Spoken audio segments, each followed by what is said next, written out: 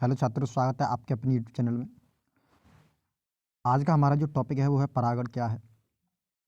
आपके एग्जाम्स में हर बार इससे कई क्वेश्चन बन के आते हैं कि परपरागण में क्या अंतर है, स्वपरागण में क्या अंतर है, परागण क्या है, निषेचन क्या है। तो आज का हमारा जो टॉपिक है वो है हमारा परागण। परागण है क्या और ये किसके द्वारा पूर्ण होता है। तो हम कह सकते हैं, देखिए सुनिएगा, अब इसकी परिभाषा पर चलते हैं। क्या है इसकी परिभाषा पर चलते हैं। इसकी क्या है परिभाषा। इसकी जो परिभाषा है वो क्या है, परागकणों का परागकोश से, क्या कर सकते हैं, परागकणों का परागकोश से वर्तिकाग्र तक पहुंचने की क्रिया को क्या कहते हैं, परागण कहते हैं। तो इसमें तीन शब्द आए हैं आपके महत्वपूर्ण। पहला होता है परागकण,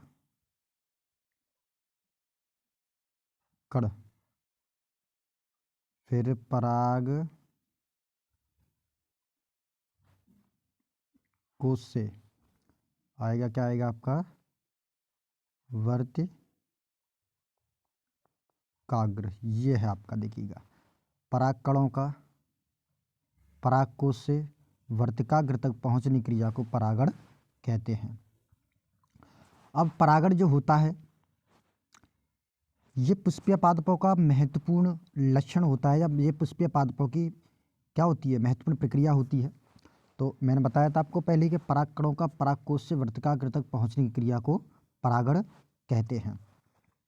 ठीक है, परागण जो होता है, अब हम इसके बात करते हैं प्रकार। क्या है, प्रकार। प्रकार परागण आपका दो प्रकार का होता है। एक होता है स्व परागण,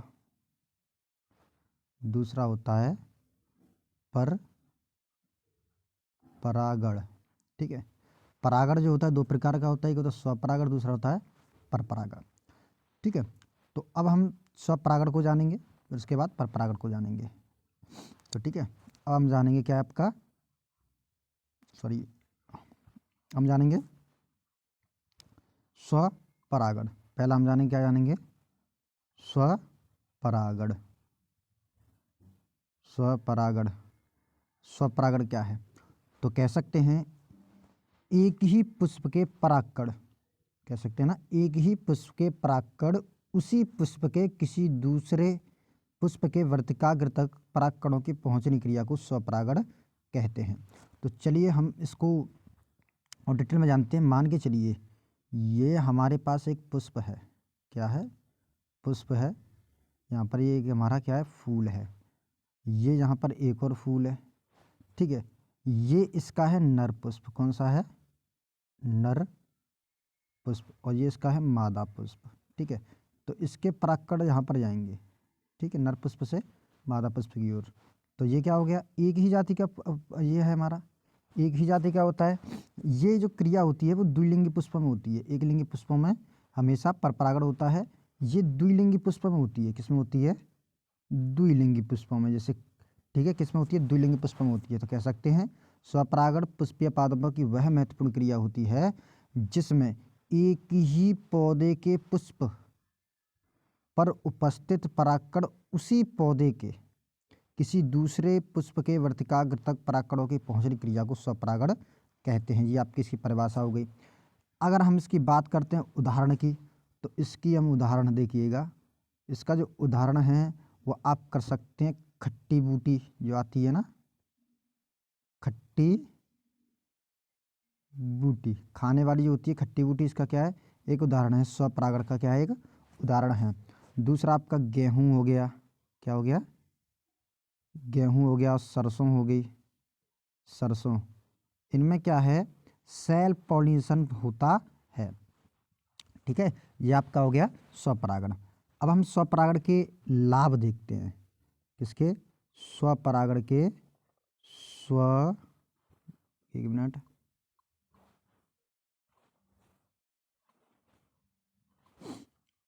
स्वपरागण के लाभ। ठीक है, स्वपरागण के लाभ। तो पहला लाभ क्या होता है, स्वपरागण जो होता है ये एक ऐसी क्रिया होती है जिनमें ऊर्जा कम खर्च होती है। क्या होती है? ऊर्जा कम। क्या है? ऊर्जा कम व्यय होना। ठीक है। दूसरा, स्वपरागण क्रिया के लिए बाह्य माध्यमों की आवश्यकता नहीं होती। क्या है? बाह्य माध्यम की आवश्यकता नहीं होती है। ठीक है, ये आपका है। चौथा हमारा हो सकता है स्वपरागण में सुगंध,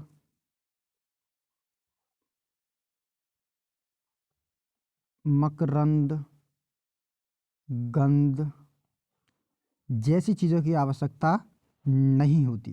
ठीक है, ये इसके लाभ हैं। ये स्वपरागण क्या हैं? लाभ हैं। तो एक बार और रिपीट कर सकते हैं कि देखिए क्या बता रहा है ये, कि मैंने आपको बताया है इसके जो लाभ हैं वो देखिए। पहला वाला लाभ जो है वो देखिए क्या है, कि ऊर्जा कम व्यय होना। मतलब कम ऊर्जा का मतलब क्या है? इसमें कम से कम ऊर्जा की आवश्यकता होती है या कम से कम ऊर्जा खर्च होती है। दूसरा क्या है, कि बाह्य माध्यम की आवश्यकता ना होना, क्योंकि इसमें बाह्य माध्यम की आवश्यकता नहीं होती है। ठीक है, अब आगे क्या है इसका, इसमें सुगंध, मकरंद, गंध आदि की आवश्यकता, जो आवश्यकता है वो बिल्कुल नहीं होती है। किसमें? स्वपरागण में। तो अब चलते हैं इसकी हानि की तरफ। अब क्या है? स्वपरागण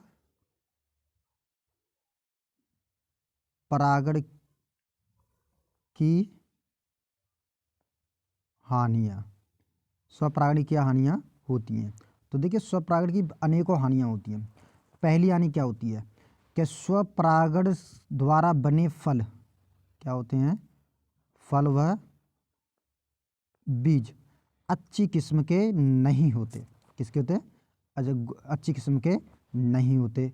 दूसरा क्या है, स्वपरागण की क्रिया द्वारा बने बीजों में, किसमें? बीजों में नए लक्षणों का विकास, क्या है? विकास नहीं होता। ठीक है, ये हो गए। तीसरा क्या है, स्वपरागण द्वारा जो बीज होते हैं वो क्या होते हैं? दुर्बल होते हैं। क्या होते हैं? दुर्बल होते हैं। क्या होते हैं? दुर्बल। ठीक है, जो स्वपरागण द्वारा जो बीज बनते हैं वो कहते हैं दुर्बल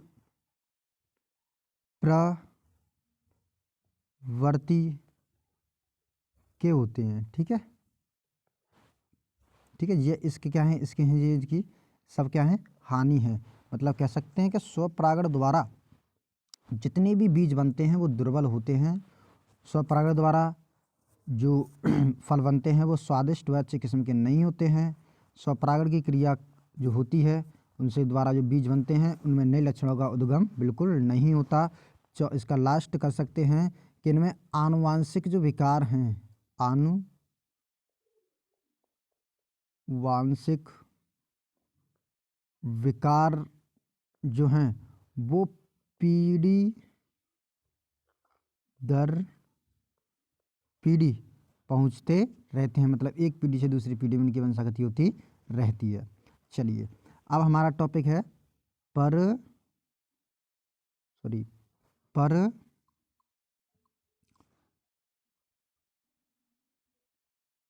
परागण। क्या है? पर परागण। इसको बोलते हैं इंग्लिश में क्रॉस पॉलिनेशन। क्या बोलते हैं? Cross pollination. अब देखिएगा इसकी परिभाषा क्या है। इसकी परिभाषा क्या है, कि परागकणों का परागकोश से उसी जाति के किसी दूसरे पुष्प के वर्तिकाग्र तक परागकणों का पहुंचने की क्रिया को क्या कहते हैं? परपरागण कहते हैं। समझाना क्या है? परपरागण कहते हैं। परपरागण में की क्रिया जो होती है, परपरागण क्रिया जो होती है वो एक लिंगी पुष्प में पाई जाती है। किसमें? एक लिंगी पुष्प। ठीक है, परपरागण क्रिया क्या होती है? एक लिंगी पुष्प में पाई जाती है। ठीक है, अब एक लिंगी पुष्प किसे कहते हैं? एक लिंगी पुष्प कह सकते हैं ऐसे पुष्प जिनमें नर तथा मादा जननांग अलग अलग पेड़ों पर स्थित होते हों या अलग अलग भागों पर पाए जाते हैं, उन्हें एक लिंगी पुष्प कहते हैं। जैसे हमारा पपीता है, क्या है, पपीता है, ठीक है। ये एक कद्दू है, क्या है, कद्दू है, लौकी है हमारी, ठीक है।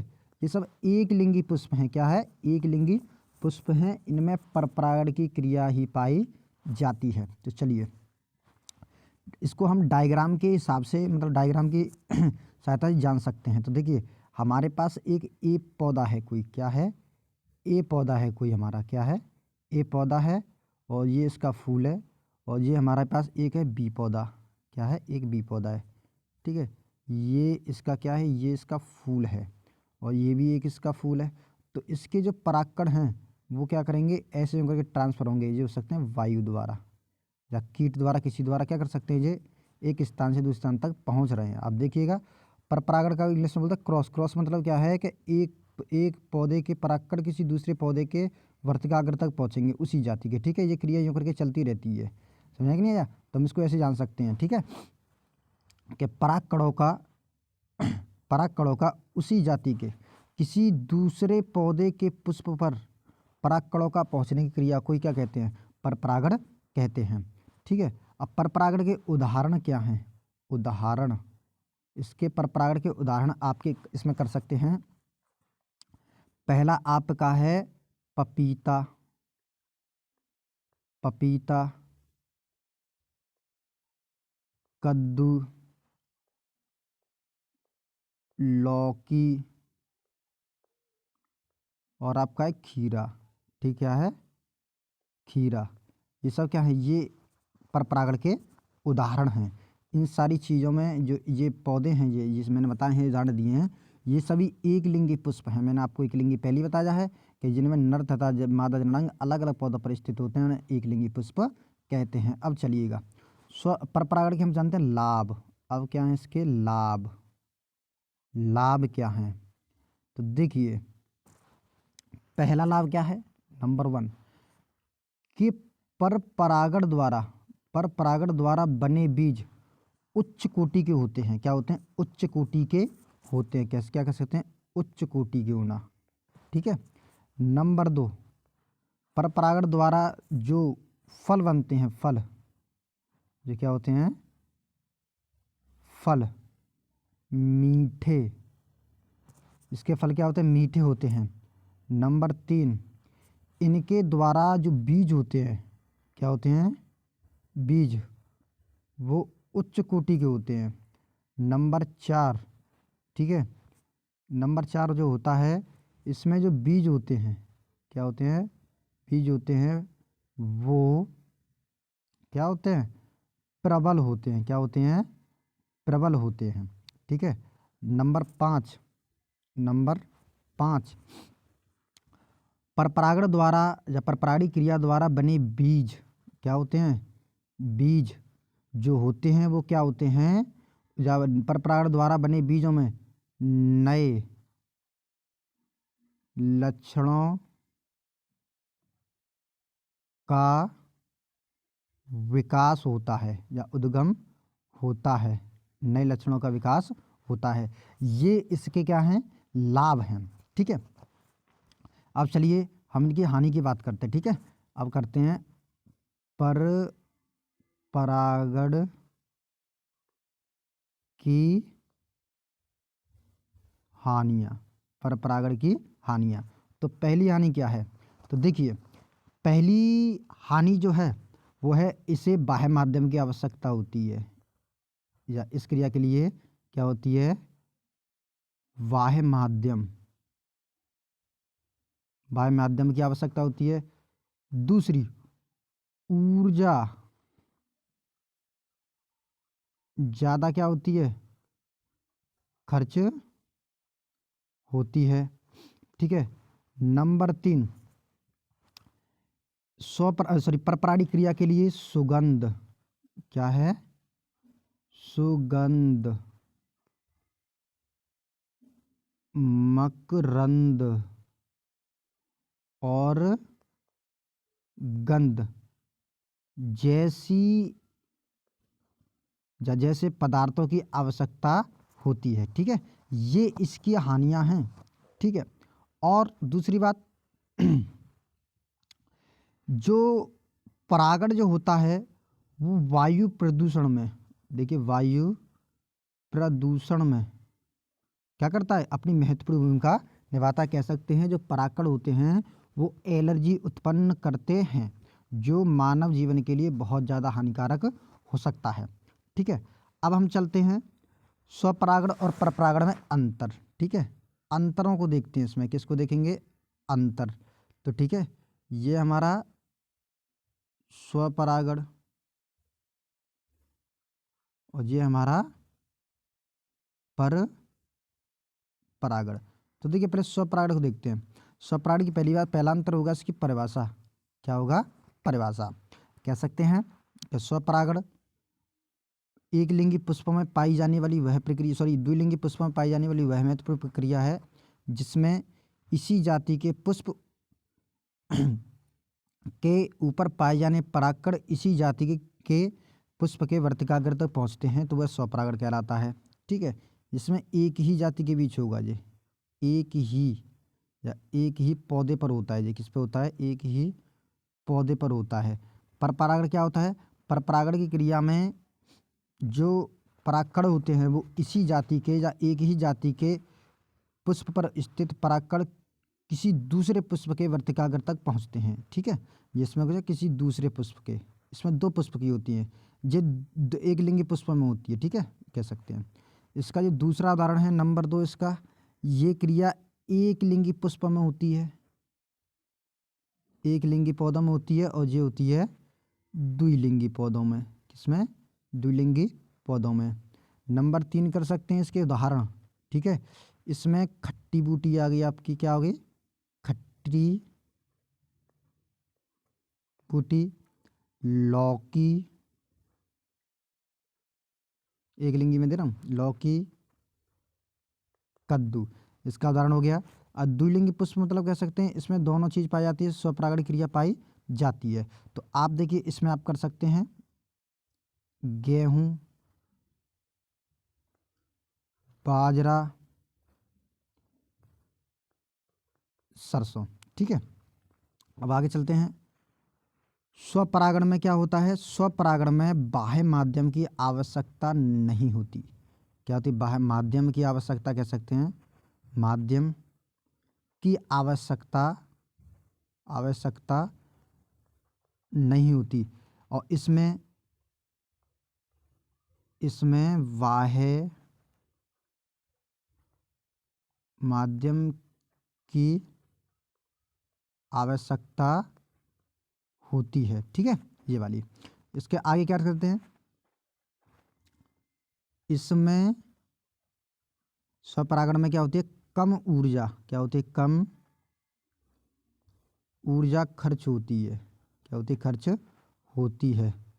और इसमें ज़्यादा ऊर्जा खर्च होती है। ठीक है, तो ये आपके अंतर थे। ये बहुत इंपॉर्टेंट टॉपिक था आपके बोर्ड्स के लिए। इससे संबंधित बहुत सारे अनेकों क्वेश्चन आते हैं जो आपके बोर्ड्स में पूछे जाते हैं।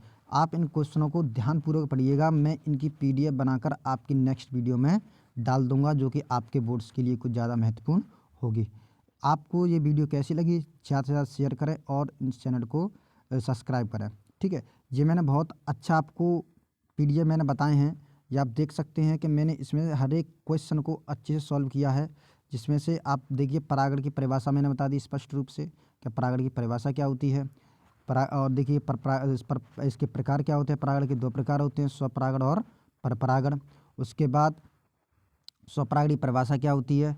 स्वपरागण जो होता है वो किसमें होता है, द्विलिंगी पुष्प में पाया जाता है। और मैंने द्विलिंगी पुष्प बता दिए कि द्विलिंगी पुष्प किसे कहते हैं, कि ऐसे पुष्प जो क्या कह सकते हैं, ऐसे पुष्प जिनमें क्या हो सकता है, जो नर पुष्प और मादा पुष्प अलग अलग पाए जाते हुए क्या हो सकते हैं, नर पुष्प कहलाते हैं। अब दूसरा देखिएगा, मैंने इसमें स्वपरागण के लाभ और हानि बता दिए मैंने। ठीक है, परपरागण के लाभ और हानि बता दिए कि इससे क्या लाभ क्या हानि हो सकती है।